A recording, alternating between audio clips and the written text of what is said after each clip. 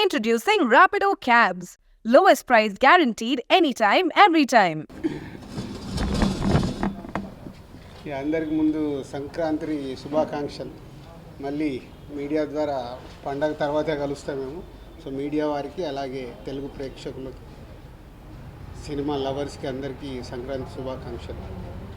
ఇక గుంటూరు కారం గురించి వంశీ ఇప్పుడే చెప్పాడు. 1 o'clock పడ్డ షోస్కి కొంచెం షోస్ అయిపోయిన తర్వాత మిక్స్డ్ రివ్యూస్ ఆడియన్స్ దగ్గరికి వెళ్ళి కానీ సోషల్ మీడియాలో కానీ చాలా మిక్స్డ్గా వచ్చింది. నేను 1 o'clock షో అయిపోయిన తర్వాత కూడా ఫోన్ కాల్స్ వచ్చిన దాంట్లో పర్వాలేదండి, యావరేజ్, 2-3 బాగుంది.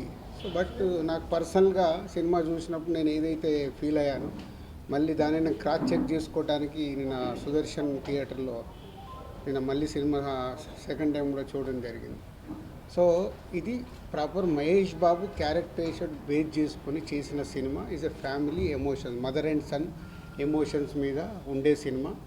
డెఫినెట్గా ప్రేక్షకులు షో బై షో ఎప్పుడైతే ఈ నెగిటివ్ వైబ్స్లో నుంచి, ఈ నెగిటివ్ రివ్యూస్లో నుంచి, నెగిటివ్ టాక్స్లో నుంచి అరే బాగాలేదంటే అని థియేటర్కి వెళ్ళినప్పుడు ఆటోమేటిక్ సినిమా బాగలేదనే మైండ్ సెట్తో వెళ్ళినప్పుడు సినిమాలో ఉండే విషయం మీద కనెక్ట్ అవుతే ఆ సినిమా ఆడియన్స్కి నచ్చి సినిమా స్టాండ్ అవుతుంది. ఎన్నో సినిమాలు చూసాం కదా, అవన్నీ బ్లాక్ బస్టర్ అయిన సినిమాలు కూడా ఉన్నాయి.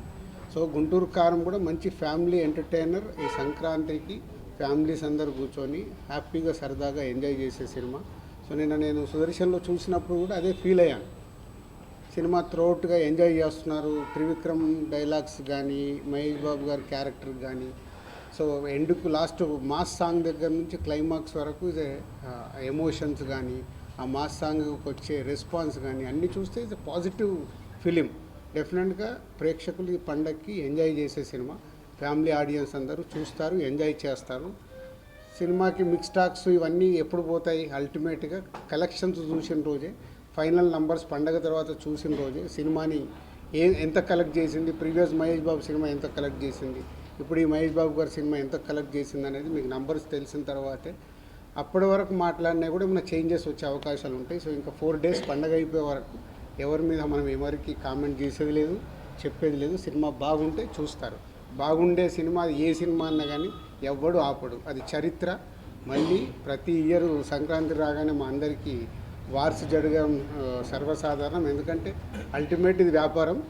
ఇక్కడ ఎవరు శత్రువులు కాదు, మిత్రులు కాదు. ఆ సంక్రాంతికి వచ్చినప్పుడు ఇక్కడ బిజినెస్ ఛాలెంజెస్ ఉంటాయి కాబట్టి వ్యాపార పరంగానే చేస్తాము.